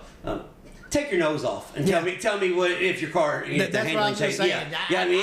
I know how much it makes a difference. Yeah, in same way like on that right rear quarter, you guys allow the 6 or 8 inch lip. If you cut that lip off, you'll see a major difference. Cars will be able to roll up to the outside. I mean, it's just a few things, but I mean. You don't need to change your rules for them to run. I get that too. Like, I mean, that's your rules is your rules, and so. We'll even talk about the sportsman. I mean, I think we've averaged 10 cars this year if I look right. Yeah. The problem is there's 4 or 5 more out there that have signed up that I think if we can end up getting all 14 of them, it's going to be a really good class because the biggest thing that we do is the tires. Yeah. I mean, I love what y'all do with the tires. Yeah. I do like that. Gerald Pohl was somebody said, I wish y'all had done this 20 years ago. It would have saved me so much money. Oh, yeah, it would save me so much time and tire softener. Yeah. Oh, yeah. So, half our week was juicing tires. Yeah. I mean, seriously. Yeah. Oh, yeah. Of course, my Uncle James, I mean, I know all about the tire dope, and back then, I mean, they ran Comanches, and I remember he bought those stamps, and they were $1,000 a piece. He would grind that stamp off and then re-stamp them on there. So he wasn't running Comanches; he was running street TDs. Yeah, that's what he was running. He actually claimed Buddy's tires at the Sportsdrome and sent them off to get analyzed, and that's what he found out Buddy then was doing. And if I remember right, I think the Kimmels won like the first 6 or 7 late model races at Louisville that year. Yeah. And, James was really good friends with Gary Hotstetler, and he did a set of tires for Gary that night. And I think Roland Isaac spanked their butt that night over there at Louisville and won. So, one thing I want to, because I kind of asked Mike this, and he kind of just. He didn't not answer it, but he didn't answer it. Can we at least get one late model race or a midget race? Not a Kenyan midget race. I want a midget race or a late model race because the Sportsdrome was built for midget racing, and for all those years, I know everybody talks about the figure 8, but it was it was famous for Glossback and Kimmel and all those guys for late model racing. I mean, we just need one event a year. I don't know. Stroh's 100. I mean, yeah, I was, and I'll answer your question and say about again another. I love telling stories, but I was talking to Steve Brown went in the Hall of Fame this year. Yeah, which I'm sure you're going to be probably class 2, 3, or 4 right here behind. Kirk, because you deserve it. But it was the Stroh's 100 in 1986, and Steve Brown. I'm good friends with Steve Brown, and he told Charlie Glossback was fast qualifier that night. He told Steve, he shook his hand, last 2 cars in the driver intro or drivers, and he said, "Steve, good luck tonight, but I just want to let you know you're running second." He said, "I'm planning on lapping the entire field." He lapped everybody except for him, and I think Keith Gardner, and went turn 3 on lap 68 and blew up. And Steve Brown won the Stroh's 100 that day. Yeah. So, but yeah, I would love to run a late model race. And again, the problem with it is if you could get committed to get the cars to run, and I don't know how you do that. Yeah. Because I'm sure the purse for a late model race is probably $5,000 to $10,000 to probably pay to the winner. Yeah, a late model purse, it's probably $45,000 for the whole purse. The whole purse. I'm just into the winner. Here's what we need to do. We need to get crate late models at the Drome.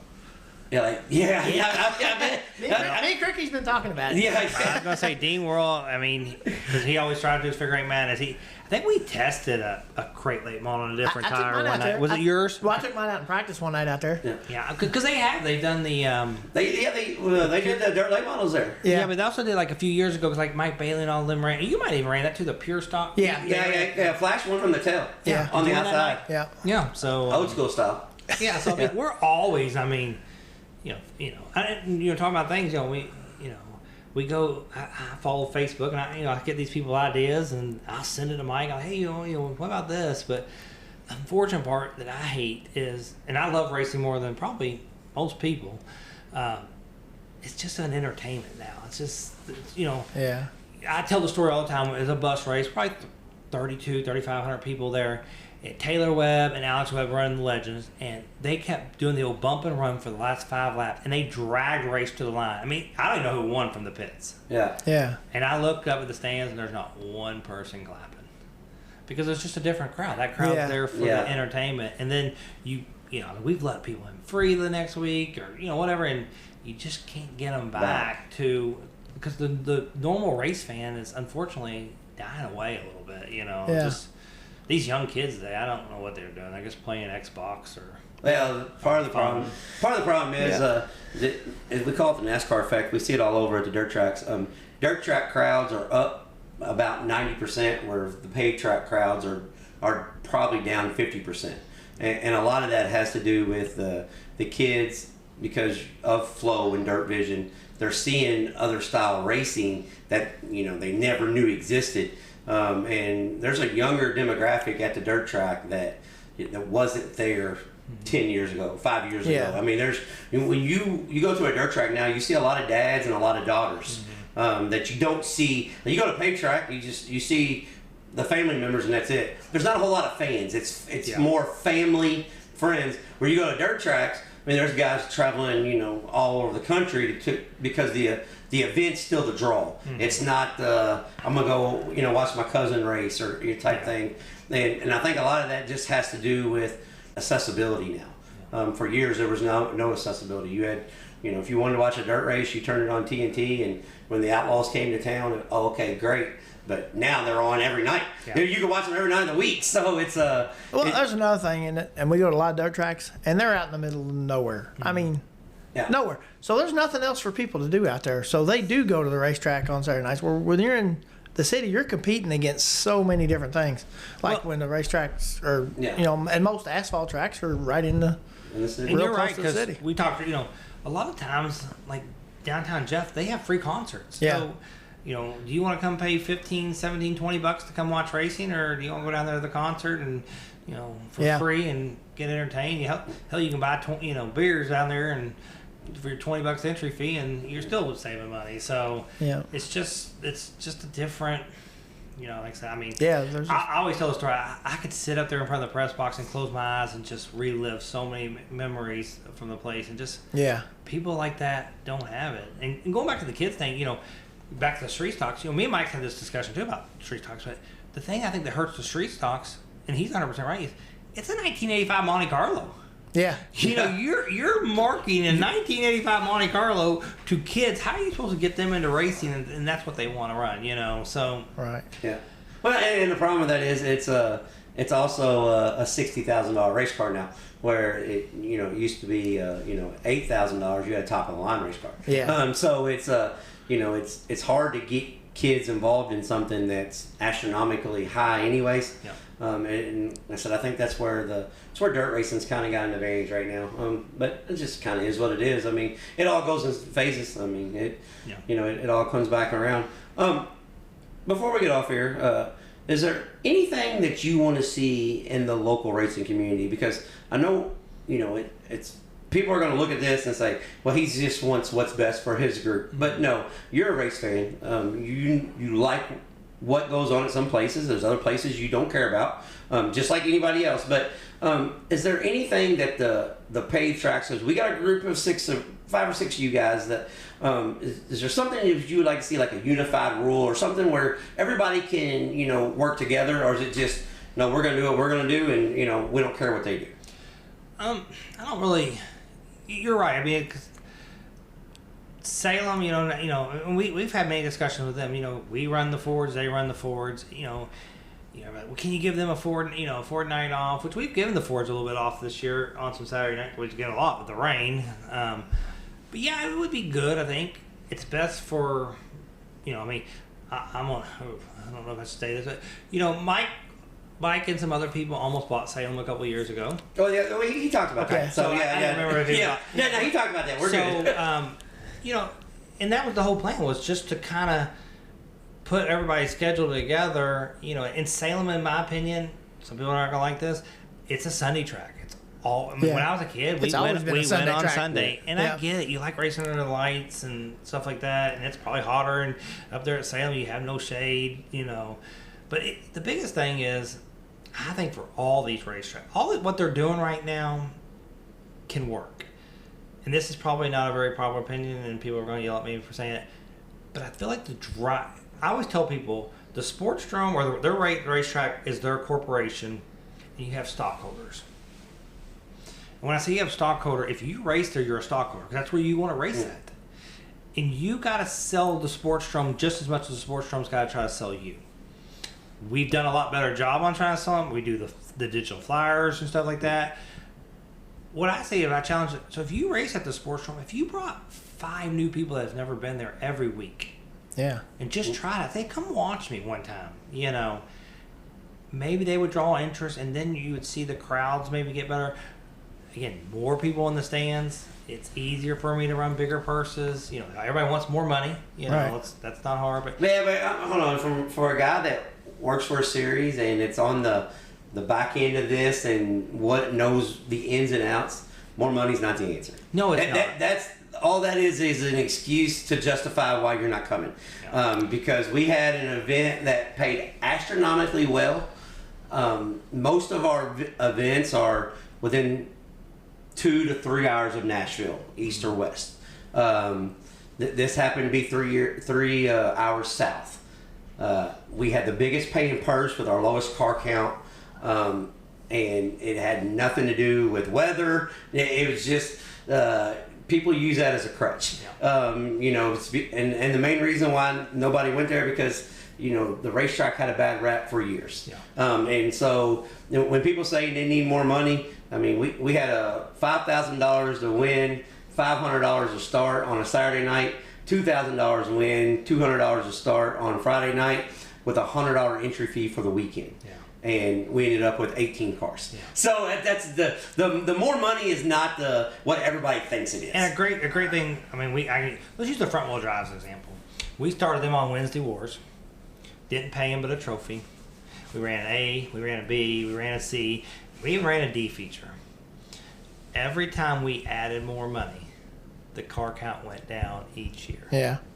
When it was just basically show up, race, have fun, get a trophy, go home, we had the most cars. Every time we've paid more money, which kind of scares me. It's kind of what we're doing now with the Fords a little bit. Yeah. They're starting to get more and more money. And they're starting to get a little more out of hand. Yeah. Yeah. I mean, That's just what happens.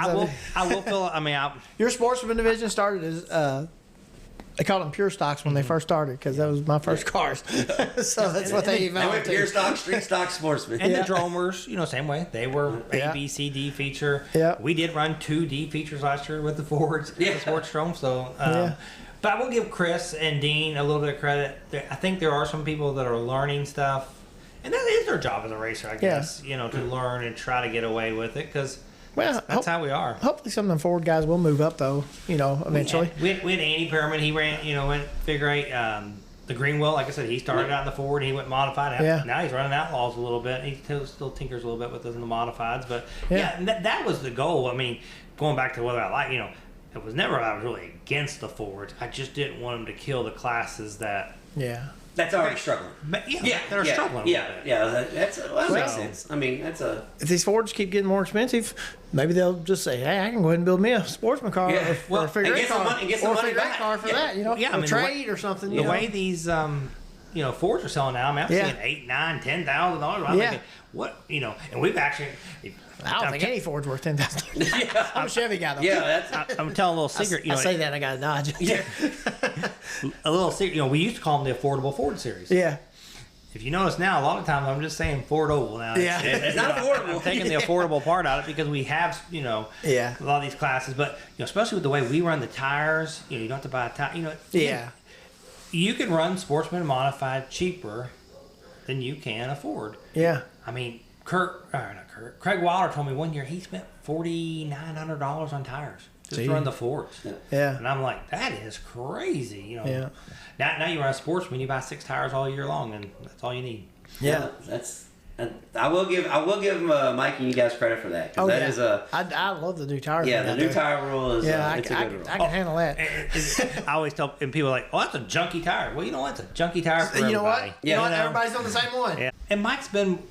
I love that he's in the tire bin now, because it forces a lot of people. He's in the center.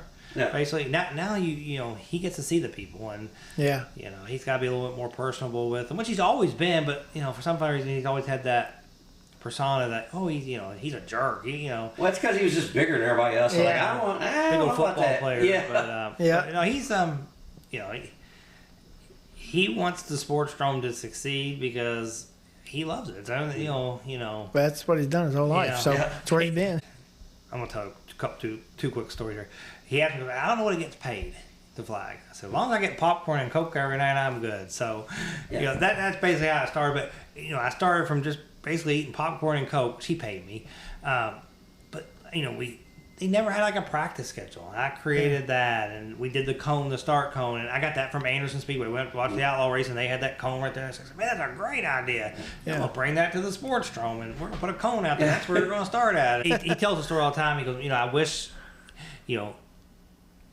I wouldn't have did so much with me, because it did kind of sting some of my love for the place. Because when I was at Pitster, I mean, they had this big meeting that behind my back, which was okay, but they learned real quickly, even it's not fun getting cussed at and being called names, and you dirty ass, cheat, you're cheap for this guy, We wouldn't know nothing about that. Yeah, no. I put it this way. A few weeks back, my Sportsdrome came out. Yeah. I've been doing really good. I've not yelled at nobody. But I had a guy that challenged my South End Sportsdrome-ish, and it came out. And it was really close to making a national story, but it dispersed at the right time. So, people cussing me every week. Every driver's meeting, I have at least 3 people pissed off before we leave the driver's meeting, and then by the time I get to the press box, that 3 turns to 10 every week. So. And I try to, talking about your brother Ricky, one time he's posting something on Facebook. It was the day of the race day. He called me names or whatever. I'm cheating for so and so, and he comes up to me. I'm still the pitster. He goes, "Hey, Corey did. He goes, can he get 5 laps?" I said, only if he talks a little bit more, bad about me this week on Facebook. I'm gonna let him have 5 more laps. Danny Smith one time, they said something about Marcus. He said, well, Brandon counting cars to see if he's going to be on the inside or the outside to throw the yellow. And Mike told Danny, he goes, if Brandon can count that in less than a second or a second and a half, then he's a a lot better flagman than what I can. Yeah. So that's the one part about me is, I've been friends with a lot of people, and when you're friends with somebody, they think, oh, well, you're trying to help them out. And oh, no, I get it. Trust me, I get it. I black flagged Marcus many times before, and, I always say if we're friends, you see me referee basketball before. I'm going to do the job, and if we're friends, we're going to be friends afterwards. And if not, then we weren't friends before. Yeah, exactly. So, but yeah, I mean, like I said, everything we talk every week. And Dean, like anything we do it thinking it's the best thing. We're never, let's wake up and I'm gonna screw Kurt today at the racetrack. Let's go to the racetrack and screw Kurt. We're gonna black flag him on lap 4 just for the fun of it. But and if that don't work, he's gonna be 3 pounds light tonight. Yeah. Well, funny that you said that. That's one thing I never was. Light? No. Yeah, me neither. Look at me. Yeah. Somewhere it got messed up. Yeah. But we appreciate you coming on, and like I said, it's thank you for coming on short notice. I know that Don meant a lot to you and meant a lot to everybody. And this week at the Sportsdrome, you guys are going to celebrate him by everybody wearing a Sportsdrome shirt, and hopefully Mother Nature will support him too. We gotta get Mother Nature on there. I mean, somebody gotta give her some medicine or something. Well, if not, everybody will hear this, and then the next week everybody can wear shorts. Everybody can wear shorts. Yeah. So, well, I mean, in Don's way, there's a good chance, the clouds are going to be regurgitating profusely. Yeah. I mean, we go red. I might have to go hide in the big white building turn 1 and 2. Yeah, and Immediately. Immediately. So, but we appreciate you coming on, and we wish you guys the best there at the Sportsdrome Speedway. And even though we can't be there every week, we still. You guys got my race pass now. We can at least get on there and see who lost 12 spots, and we can talk on the way home. Said, well, they're going to be fighting tonight. Yeah.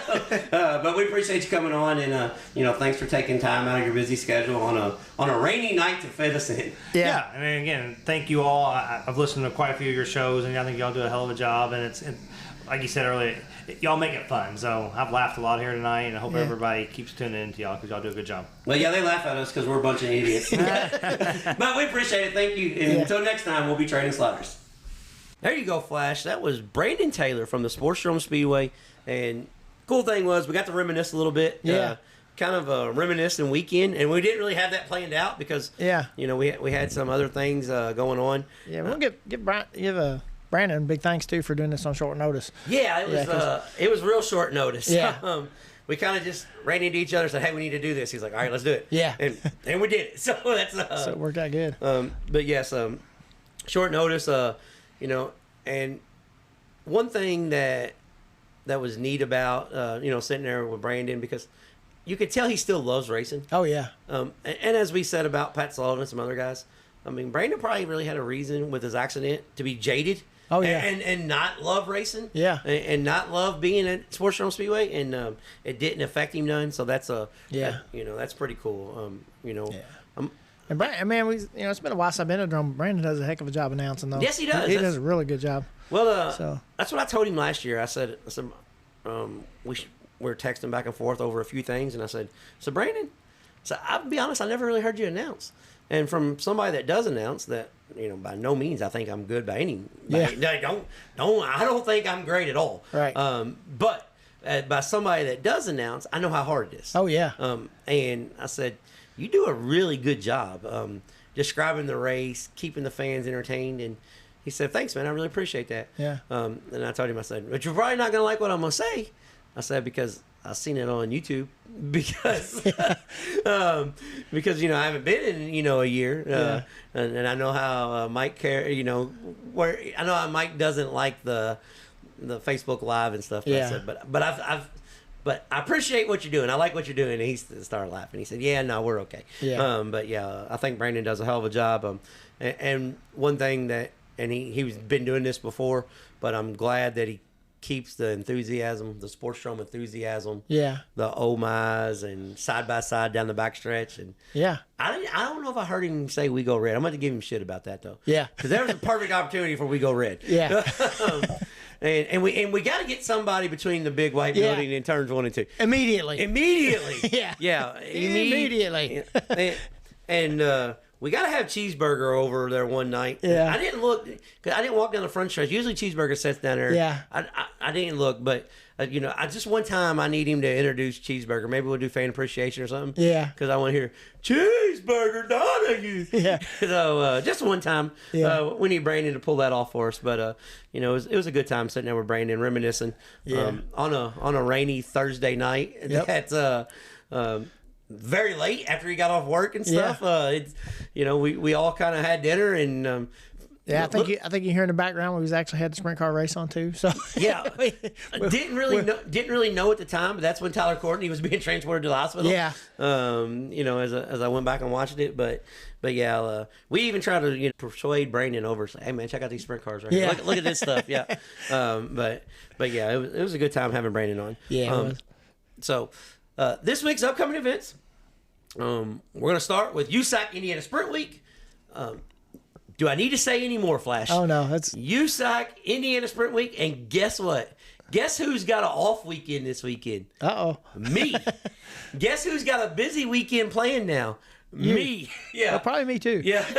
So USAC Indiana Sprint Week, Thursday night, Indianapolis Motor Speedway. Yeah, I'm gonna try to make that one. Hold on a second. Just in case I know this episode's a little long. Yeah. We're going to Indianapolis Motor Speedway, boys. To watch sprint cars. How badass is that going to be? Yeah. I'm going Thursday night. I don't know. I told Tanya last night. I said, "Hey, you need to let me know if you're wanting to go Thursday." She said, "Well, I'll let you know when it's closer to time." I said, "This is not just a regular race. You got to buy your seat." Yeah. I said, "So you got to let me know like tomorrow, which is today." But yeah, so USAC Indiana Sprint Week kicks off at Indianapolis Motor Speedway, and then Friday night they go to Lincoln Park Speedway in Putnamville, Indiana. Saturday night, Kokomo Speedway, in Kokomo, Indiana, and Sunday night Lawrenceburg Speedway. That's the first 4 nights. They take, I think, Monday off. And then they run Tuesday through Saturday the next week. Yeah. And on next week's episode, we'll give you the second half of Sprint Week. So that's the first week. This week's Racetrack Spotlight, being brought to you by JT's Trackside and Catering, is the beautiful Lawrenceburg Speedway in Lawrenceburg, Indiana. Yeah. If you've a pavement fan, listen to this from the guys being in Sportsdrome area or Salem Speedrome area, and you want to go to a dirt track and you haven't decided what dirt track do I need to go to. Well, Lawrenceburg Speedway is the dirt track you need to go to. Oh, yeah, definitely. All chairback seatings. Yep. Let me refer. I'm saying that again. Every seat in the facility has a back on it. Yeah. Bathrooms, automatic hand washers, automatic dryers, stainless steel bathrooms. Oh, yeah. It is one of the nice racetracks in the country. Yeah, covered grandstands, too, up in the top section. If you got a problem with the sun, you got covered grandstands. Yeah. If you like high banked racetracks and high speed, this is the place for you. Oh, yeah. Beautiful grass, nice flat pit area. One of the flattest pit areas in all of dirt track racing. Right across the street from the casino. Yep. You can get there early, go to the casino. The casino is actually on the river. The Ohio River. Straight up. Yeah, right there. It's right. It's about an hour and 40 minutes from the Louisville area. Right there. But it's not a bad drive at all. If you've been to the Cincinnati airport, you were 5 minutes from Lawrenceburg Speedway. Yeah. But it is a premier racetrack. Our buddy Chase from Speed Decals that listens, it is his favorite racetrack in the country. Yeah. It's a fun racetrack too. I've actually raced on that track, and just with the pure stock, but it was a blast. Yeah, I love that place. Well, I'll tell you one other really good thing about Lawrenceburg is if you go downtown, they got a water, like a small water walk. Oh yeah. So if you get to the town early, you go downtown. They got a hotel and conference center downtown. Yeah. But it overlooks Ohio River. It's probably a half mile, 3/4 of a mile loop right there. Yeah. But it's absolutely beautiful. It's one of those racetracks that we needed and that we weren't going to have 15 years ago because it was a dump. Yep. And the guys across the street from the casino put a ton of money into the fairgrounds. And if you like camping, you can camp out there, and they have hookups it's Sprint Week, so I'm pretty sure they're going to be taken. Yeah. But that's for future references. But yes, because during Sprint Week, I don't know if people know this or not, but there was a parade of probably maybe 200 campers. Yeah, that they go to every single race. This is these people's vacation. That's what they do. That's as a bunch of old dudes doing old dude shit. Yeah, it's pretty cooking, cool. Eating, playing cornhole, and going to the races. They pull in there. They set up out front, party all day, hang out, and then they go to the races at night, and then do it again tomorrow. Go to the next racetrack next day. Yeah. It's really cool. So, but yeah, this week's racetrack spotlight brought to you by JT's Trackside and Catering, Lawrenceburg Speedway. Also, Flash, the Prairie Dirt Classic is this week. Oh, yeah. So, late model world, you're going to get a sprint car style racetrack. Yeah. Starting Wednesday night, Flow Night in America, $20,000 to win. Thursday night, they do all the golf tournaments and all the parades and everything in town. Yeah. Seen also where they where the Fairbury put a post that they talk with the town. Golf carts are allowed on every single road but Highway 24. Yeah. Which is a good idea. Highway 24, they don't really need them. Right. But yeah, so if you need to go to the grocery store, if you need to go down to get something to eat, everything is it's fair game in Fairbury this weekend. Yeah.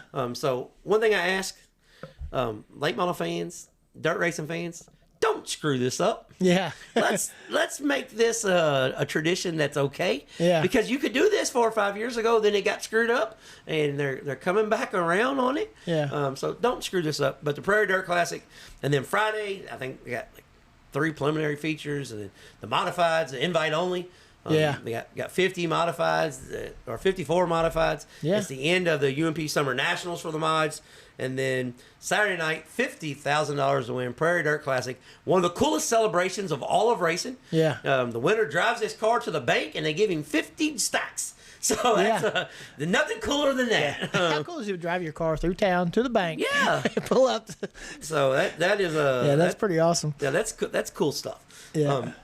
And one more event I want to talk about got rained out early in the year, but the ASCS National Sprint Cars Friday night will be at the Windy Hollow Speedway. Oh, yeah. And the guys will put to you like this: is Windy Hollow and Benton, Missouri, not too far apart, double. And last week at Creek County, Oklahoma, this same series had 54 sprint cars on hand. So you're gonna have a good field of sprint cars. I'd say with I seen where West Memphis is running their 360 show on Saturday as well. So, you got guys like Derek Hagar and them that not too far from Windy Hollow Speedway. So I'd say you're going to get 35 to 40 national sprint car, wing sprint car touring on the big fast 3/8 miles. So I hope Windy Hollow's got that thing packed in good with all the rain. Because if not, we'll be talking about some more unidentified flying objects. Yeah. But yeah, that's everything that's going on this week. There's tons and tons of racing. I say where Circle City's got the Hoosier Huntley wing sprint cars. Everybody's racing. If you like a racetrack, not racing this week, it's that time of year. So get out, support your local racetrack, or support a local racetrack, or make a trip to Indiana Sprint Week. You will not be disappointed. Make a trip to the Prairie Dirt Classic. Hell, make a trip to Osgood on a Wednesday night and go watch the TQ midgets. Because the race that got rained out last night, they rescheduled it for Osgood. Yeah. So the Ripley County Fairgrounds. There's fair races going to Brownstown Speedway. You got the Grand Champion Fair Race Saturday night. Yeah. So there's all kinds of stuff going on. Sportsdrome Speedway, while we're talking this week, and the school bus figure 8 racing. So they're going to pack the house this Saturday at the Sportsdrome. So get out and support that. Our numbers last week, probably should have put this at the front again. I always do it at the end. Yeah. But so be it. Our numbers last week, approaching 8,000 listens, Flash. Yeah, that's pretty cool. Thank you to the fans, new fans, old fans, all fans. Yeah. Thank you. We really appreciate you guys hanging out with us every week. We're going to be here every Monday, and we hope you are too. Yeah. Come back, hang out. And if you are new to the show, we encourage you to go back to listen. We have some really, really good interviews. And not only that, you can see how bad we sucked and how we just medium suck now. Yeah. So we're better than what we was. So you can go back and listen to that. But we encourage you, all the new fans, go back. And this is one thing a guy told me a few weeks ago, and I'm gonna promote the hell out of this because I like this idea. Go back and listen to the interviews of people you don't know. Yeah. That is because people you think you don't like. Even if you think you don't like them, go back and listen to the interviews because it might change your view on them. Well, that's what this guy. Or you might still say, I just don't like his guy. Yeah, he's still a prick, but that's okay too. But the guy told me, he said, you know what? I listen to these guys that I don't know, And the main reason is because I want to have an open mind about it. Yeah. And I said, yeah, I get that. And then I said, well, I appreciate you listening. He goes, I listen to every one of your shows. I'm like, damn, okay. And I know there's Well, what's cool too is you go. I mean, I listen to other podcasts too, and I listen to people's interviews with other guys. And I'm like, man, you go to racetracks, sometimes you say, hey, man, I've heard that guy. You know, I heard him on somebody else's podcast, and that's pretty cool when you show up somewhere and you've actually heard somebody that you had never seen before. Well, that's the John and Jacob Dole. They have been supporting. I say since day one, they didn't know we had a podcast out for about 3 weeks. Yeah. But then once they found out we got it, they've listened to every interview.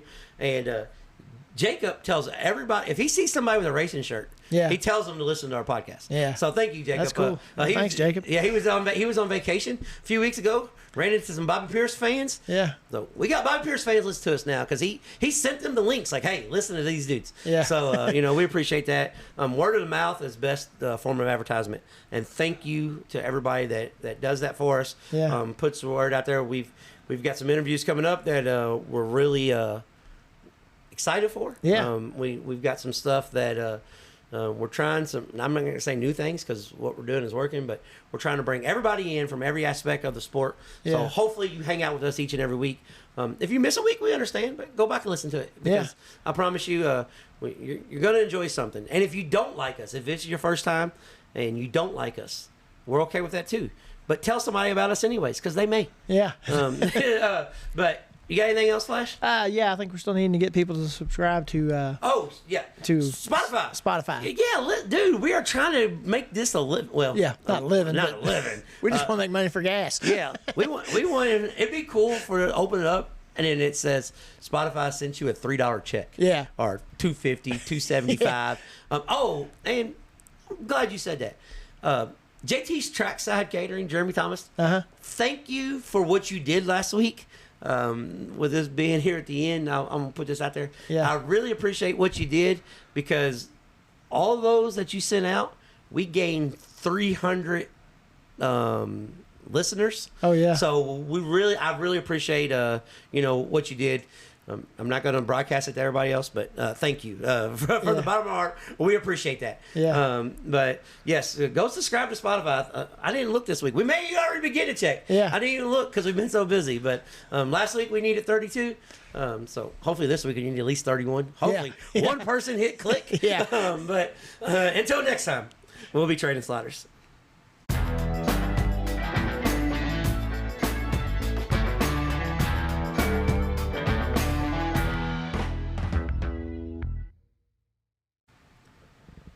There you go, Flash. That was Brandon Taylor from the Sportsdrome Speedway. And cool thing was we got to reminisce a little, what you did. I'm not going to broadcast it to everybody else, but thank you. From the bottom of our heart, we appreciate that. Yeah. But yes, go subscribe to Spotify. I didn't look this week. We may already be getting a check. Yeah. I didn't even look because we've been so busy. But last week we needed 32. So hopefully this week we need at least 31. Hopefully one person hit click. Yeah. But until next time, we'll be trading sliders.